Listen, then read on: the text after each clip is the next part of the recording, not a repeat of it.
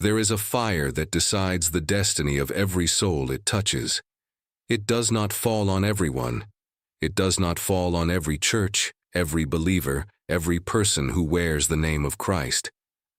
But where it falls, it changes everything. The entire course of a life, the whole direction of an eternity settled and sealed by a single holy flame.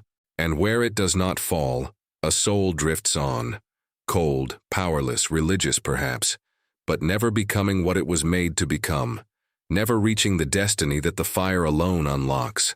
This is the secret that almost no one in the modern church understands, that your destiny is not ultimately being decided by your talent, your circumstances, your plans, or your effort.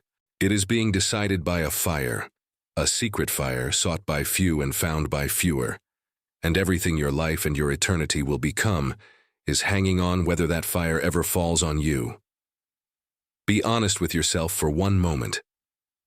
We live in a generation that cannot sit in a silent room for 10 minutes without reaching for the phone, that cannot bear stillness, that has filled every empty moment with noise, and we wonder why our faith is cold, why our prayers seem to bounce off the ceiling, why the fire never seems to fall. Tonight, I'm going to show you the secret fire that decides your destiny, what it is, why it falls on some and passes by others, what it costs, and how to make sure it falls on you, through the voice and the spirit of a man who burned with that fire until it set a whole nation ablaze. Because the fire is real and it is still falling somewhere tonight, and the destiny it decides could be yours. But before this message goes any deeper, I want to know where the remnant is. Wherever you are watching from right now, a bedroom in Sao Paulo, a kitchen in Manchester, a parked car in Atlanta, a farm in the Philippines, type the name of your city and your country in the comments below. Do it right now before you forget, because the Spirit of God is gathering a remnant from every corner of the earth tonight, men and women hungry for something more than the dead religion of this generation. And while you are there, leave a like on this video. It tells the algorithm that this generation is still hungry for the fire of God. Type your city and pause for 10 seconds and ask the Lord one thing. God, let the fire fall on me. And now a direct word from us, the ones who make these messages, because this is where it becomes practical. God provides the fire, but you must provide the wood. He will not send his holy fire upon an altar that lies in ruins. And here is the hard truth.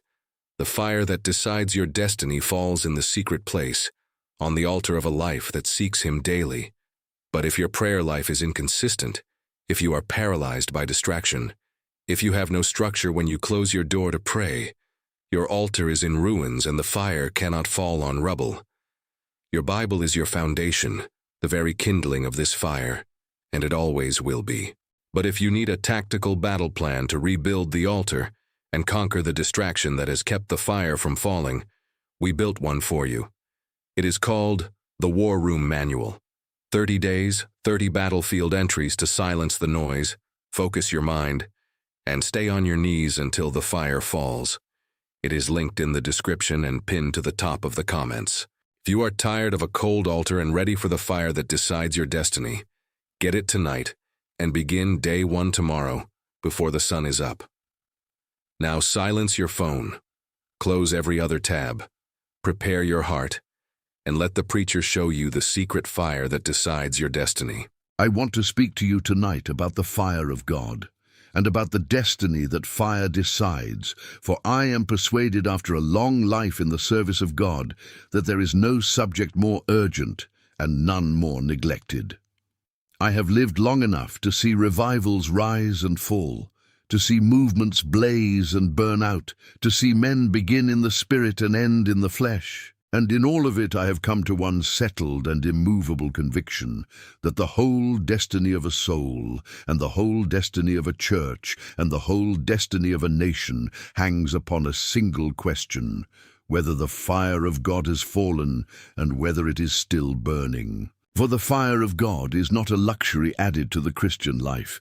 It is the very thing that makes the Christian life what it was meant to be, and the soul on whom it has never fallen, whatever its profession, has never yet become what God created it to be. Let me tell you first why I call this a fire that decides your destiny, for the word is not chosen lightly. There are two men, and they may sit in the same pew, carry the same Bible, sing the same hymns, profess the same creed, and they will arrive at two utterly different destinies.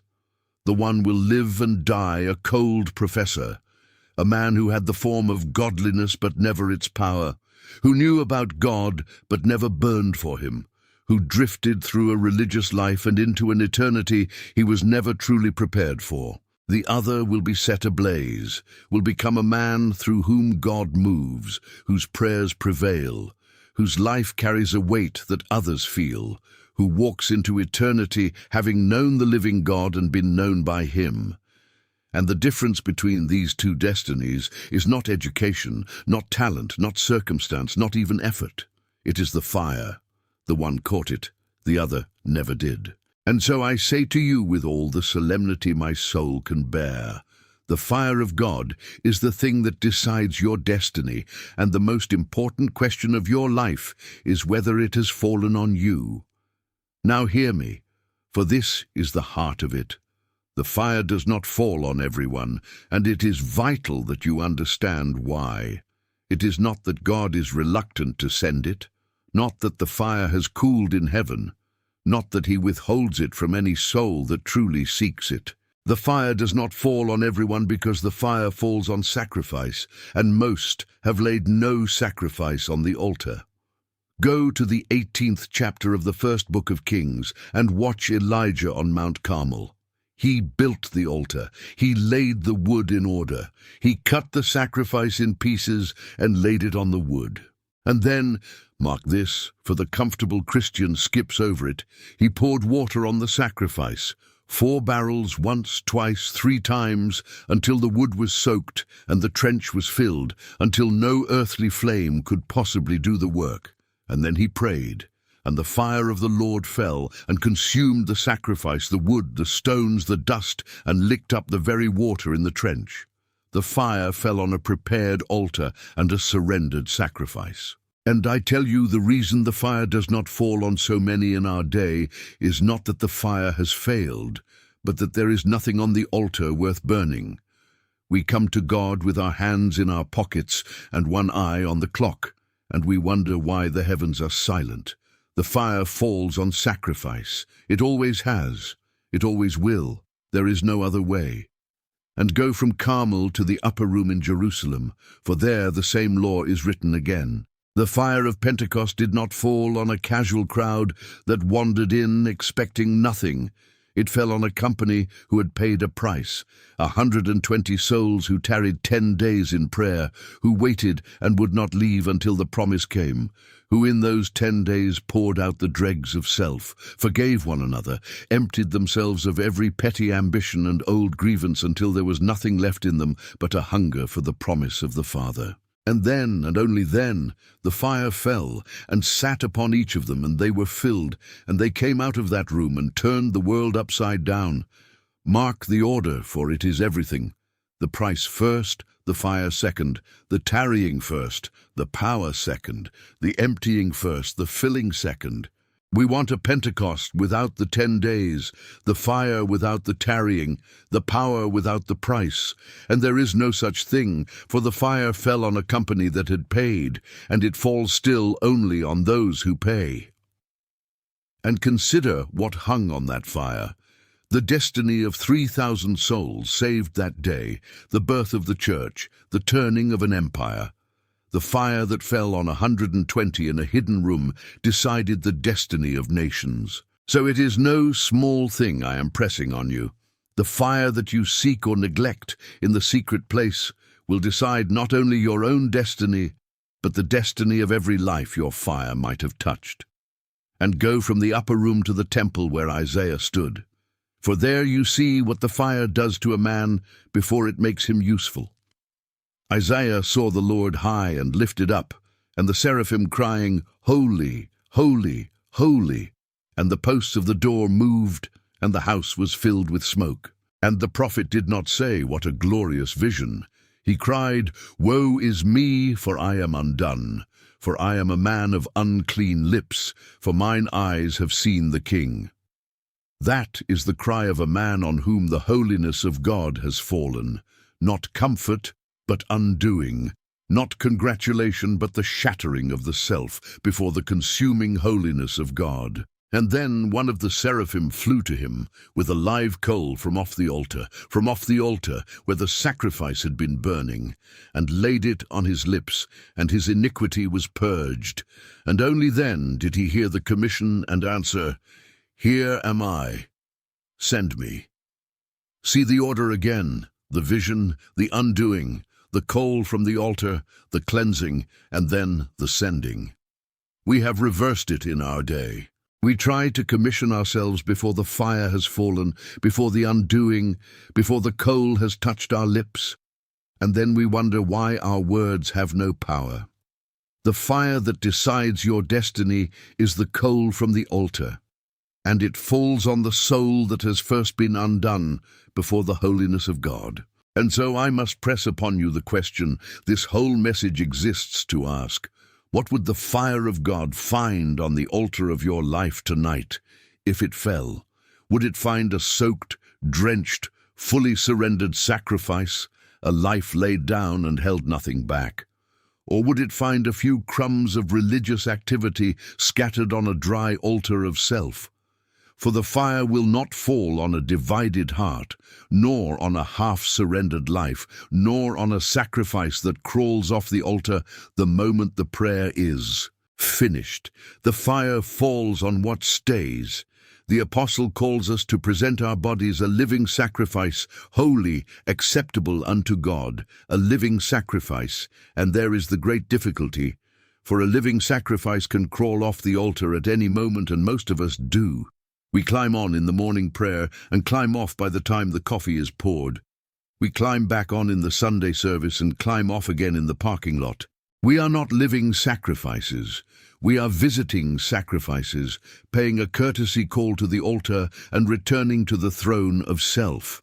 And the fire of God does not fall on visiting sacrifices. It falls on the soul that climbs on the altar and stays there.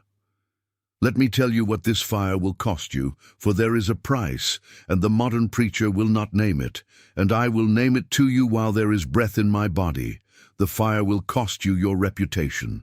There has never been a soul that walked closely with God and kept its good name among men, for the friend of God is not the friend of the world. The hour you begin to seek the fire in earnest is the hour you begin to be misunderstood by your friends, by your family, by your own church. And you must come to a place where you say, "Lord, let my reputation die. I would rather be a fool in the eyes of men than a stranger in the courts of heaven." The fire will cost you your comfort, for you cannot serve a crucified Christ from a padded pew, and the fire will get you out of bed before the world wakes and onto your knees on a hard floor when every fiber of your flesh screams for sleep.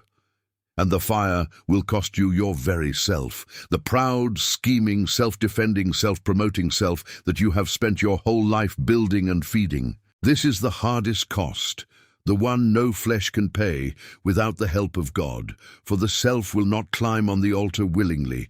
It must be crucified. And here is where most turn back, for they will surrender 90%, 99%, but there is always that last reserved corner, that final citadel of self, and it is precisely there that the destiny is decided, there that the question is settled whether the fire will fall or pass you by. I want you to see why these costs are not arbitrary, why God has ordained that the fire should cost so much. The fire of God is the holy presence and power of God himself, and it cannot be entrusted to an unsurrendered soul, for it would only feed the pride, inflame the self, and turn the holy thing to corruption. The cost is the preparation. The death of reputation frees you from the fear of man that would have quenched the fire. The death of comfort empties you of the ease that would have smothered it. The death of self removes the rival that the fire would have had to compete with. The cost does not earn the fire. It prepares the altar, makes the soul a vessel the fire can safely fill.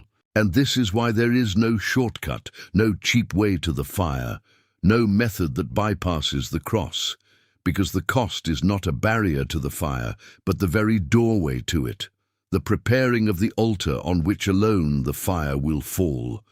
I must confront the cheap religion of our day directly, for it is the great enemy of the fire, the soft pillow on which the church has laid its head and gone to sleep. We have built a Christianity designed to cost nothing, that asks no death, requires no surrender, demands no altar, no barrels poured out, no self-crucified, a comfortable, convenient religion that fits neatly into an undisturbed life. And we have wondered why this cost-free religion has produced a fireless church. But the two go together. The grace that costs nothing is a grace that produces nothing, for the fire of God was never cheap, and the religion that refuses the price forfeits the fire by the very nature of the case. The cross has been turned into a coupon for free admission to heaven, and the church into a place that distributes cheap religious comfort to people who have no intention of taking up a cross and dying. But the true grace of God is a costly grace, the grace that flows from the wounded side of the Savior, and it does not leave a man alone. It pursues him into every corner, demands the keys to every room, will not be satisfied until every idol is cast down and the whole altar is surrendered to the flame. This grace is fire, and fire purifies, but it also burns. It is light, but light exposes. It is the surgeon's blade that cuts to the bone to cut away everything in the soul that is not of God.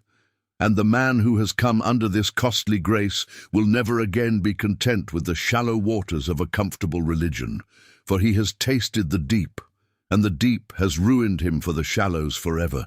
If you would have the fire that decides your destiny, you must forsake the cheap religion that has kept you from it, and embrace the costly grace that alone brings the flame.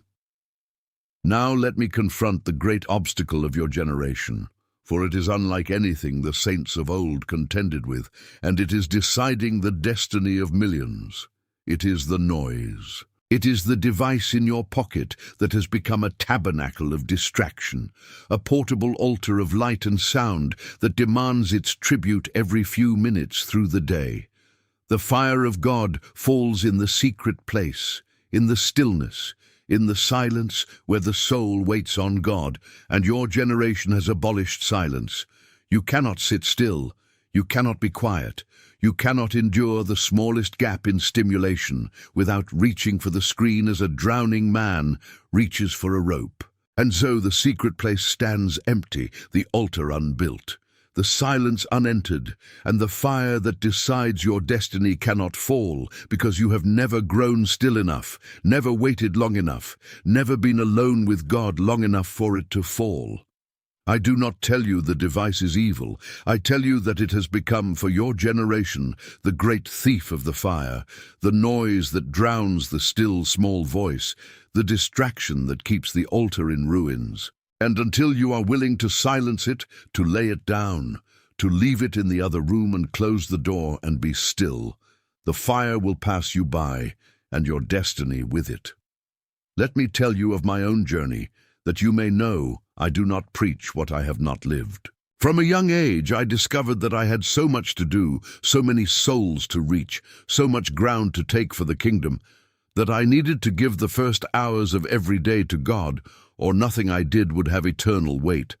And so I made the decision that shaped my whole life, to rise at 4 a.m, to seek His face. Not out of legalism, not to impress anyone, not to build a reputation as a godly man, but out of pure spiritual necessity, because I had learned that the fire is kindled in the secret place before the dawn, when the world still sleeps and the silence is deep. How many mornings I knelt trembling with cold in those dark English hours. How many times my body begged for one more hour of sleep. But I rose from those mornings different than I had knelt down, with something of the fire of God clinging to my soul.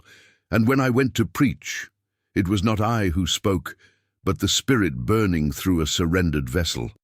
And I tell you that whatever God did through my life, He did because of those hours, because the fire was kindled in the secret place before it ever fell in public. There is no other way. The fire that decides your destiny is sought in the secret place, and the soul that will not seek it there will never know it anywhere. And I am not the only witness. The whole history of the church cries the same testimony, that the fire is kindled in the secret place and falls on those who pay the price to seek it there. Look at the men God set ablaze, and you will find without exception that they were men of the secret place before they were men of power. George Whitefield, whose voice reached 20,000 without a microphone, read the scriptures on his knees, poring over every word with prayer and tears. Jonathan Edwards, whose preaching made men grip the pews as though they felt themselves sliding into hell, spent hours, whole days, in fasting and prayer before he ever opened his mouth. Martin Luther, who shook all Europe, said that he had so much to do that he could not spare less than 3 hours a day in prayer. David Brainerd poured out his life in the forests of America, groaning before God for the souls of the lost, until the very trees seemed to witness his agony. And in Wales, a young man named Evan Roberts wept and travailed in prayer until the fire fell, and 100,000 souls came into the kingdom in a single year. These were not men of a different species than you. They had the same flesh, the same weakness, the same temptations to comfort and to sleep. But they had this one thing the cold church lacks. They sought the fire in the secret place, paid the price the secret place demands, and the fire fell, and decided not only their destiny, but the destiny of multitudes. What God did through them, He stands ready to do through any soul that will seek the fire as they sought it. The fire has not changed. The secret place is still open. The only question is whether you will pay the price to enter it. And let me press upon you that this fire is not given to make you famous, lest you seek it for the wrong reason and never receive it. The fire of God does not fall to build your platform, to fill your room, to make your name great among men.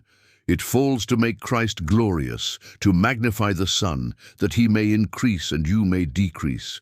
The man who seeks the fire for his own glory will never receive it, for God will not lend His holy flame to the ambitions of the flesh. The fire falls on the broken man who has died to his own name and lives only for the name of the Lamb.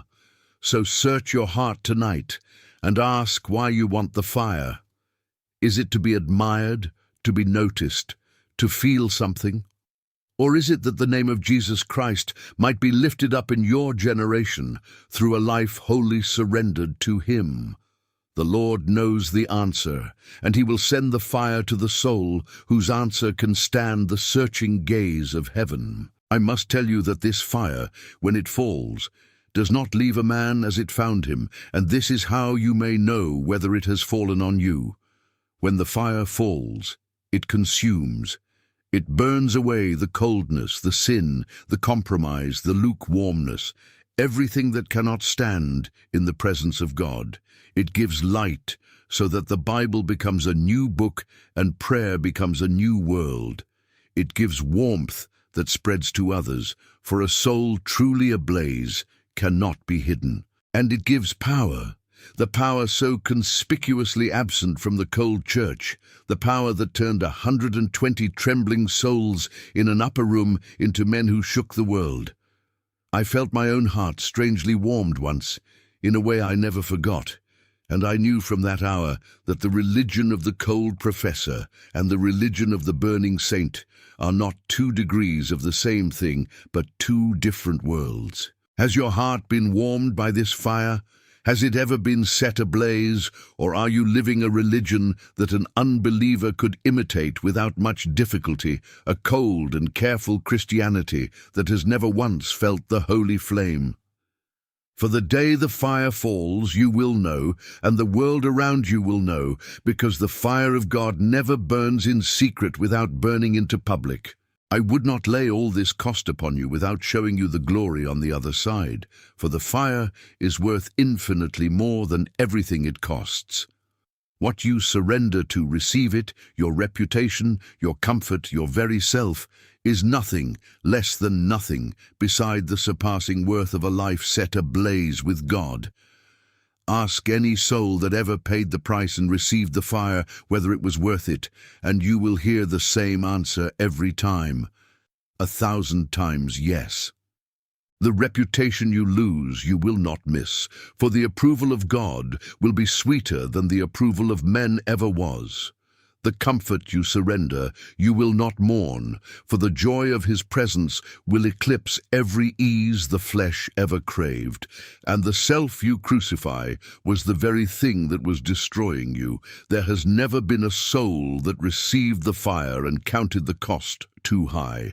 Better to be ablaze and to have paid everything than to be cold and to have kept it all.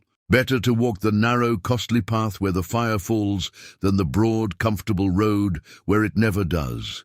And do not look at this cost and despair, thinking it too great for a soul as weak as yours, for the fire and the strength to pay for it are both the gift of God. The death of self that the fire requires is not a feat of your own willpower. The flesh will not crucify itself, but it can be brought to the altar by the Spirit who puts to death the deeds of the body in those who yield to him. The very hunger you feel for the fire tonight is his hand upon you, drawing you, for no man seeks the fire whom God has not first stirred to seek it. So you do not stand alone before an impossible cost. You stand before a God who calls you to the fire and supplies the very strength the calling requires. Bring him your weakness, your divided heart, your love of comfort, your addiction to the noise, and ask him to do in you what you cannot do in yourself, to crucify the self, to silence the noise, to kindle the hunger, to send the fire. The whole of it, from the first longing to the falling of the flame, is grace, and the God who set the price stands ready to enable the paying. You have only to stop resisting, to yield, to seek him with what little hunger you have, and to trust his grace to do the rest. Consider then the two destinies one last time, and choose. There is the destiny of the soul, on whom the fire never fell, a life of cold religion, of prayers that never burned, of a faith more duty than delight, drifting through the years and into an eternity it was never truly ready for, having had the name of Christ and never the fire of Christ. And there is the destiny of the soul set ablaze, a life lit from within, of prayers that prevail, of a presence others feel, of a usefulness in the hand of God that the cold never know, walking into eternity, having burned for the God it loved. These are not 2 degrees of the same destiny, they are 2 different destinies, and the fire is what divides them. And the staggering thing is that the same soul may have either one. For the fire is offered to all, and falls on the few who seek it. You are not choosing between a fire you can have and a fire you cannot. You are choosing whether to pay the price and seek it, or to drift on and let your destiny be decided on the wrong side of the flame. Choose the fire. Choose the costly, narrow, secret path where it falls. And do not rest until the fire that decides your destiny has fallen on you. So I bring you to the question, and your eternity may hang upon your answer. Will you seek the fire that decides your destiny? Will you build the altar, lay down the sacrifice, pour out the barrels of reputation and comfort and self, silence the noise, and seek his face in the secret place until the fire falls? Because the fire is available to you, this very night, on the same terms it has always been available. Not to the comfortable, not to the casual, not to the noise-drunk and the half-surrendered, but to the soul that will prepare the altar and pay the price. The same God who answered Elijah by fire, who filled the upper room, who warmed my own cold heart in a way I never forgot, waits to send the fire on you. Your destiny is not yet sealed. It is being decided even now by whether you will seek this fire or drift on without it. Let me be practical before I close, for I would not send you away longing for the fire without telling you how to begin to seek it. tonight, before you sleep, get alone with God, even if only for 15 minutes. Get to a quiet place, on your knees if your body allows, with your Bible open, and speak to Him plainly. Tell Him you have lived a Christianity of small fires, and you are sick of it, that you do not know how to pour the barrels, but you are willing for Him to teach you.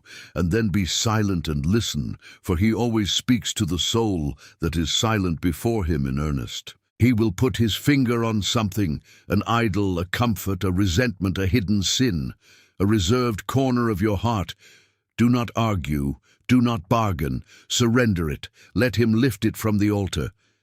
Then tomorrow, open His word before you do anything else, before the phone, before the news, before the noise of the day. And let the voice of God be the first voice your soul hears, for the fire falls on the soul that is shaped by the word. And then build the altar in your home that the modern church has let collapse stone by stone, day by day, giving God the first hour or the first half hour if that is all you can give, laying your day and your family and your fears and your future upon it, and waiting on Him until He comes.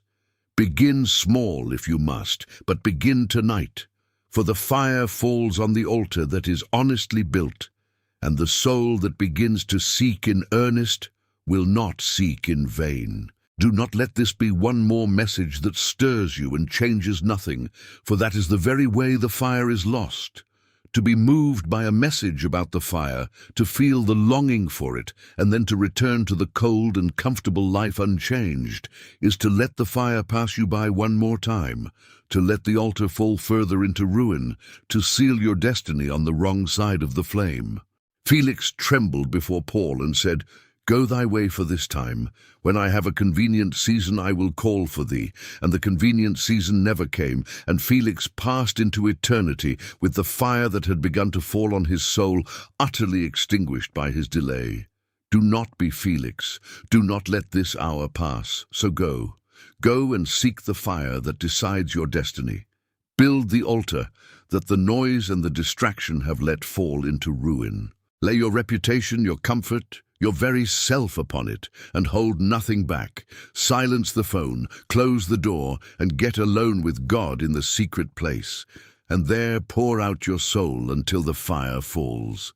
And do not seek it once and turn back, but build the seeking into the daily rhythm of your life, rising to meet Him before the dawn as I rose, kindling the fire morning by morning until it burns and does not go out. The fire is still falling somewhere tonight, on some hidden knee, in some secret room, on some altar the world will never see. Let it fall on you. Pay the price. Prepare the altar. Seek His face.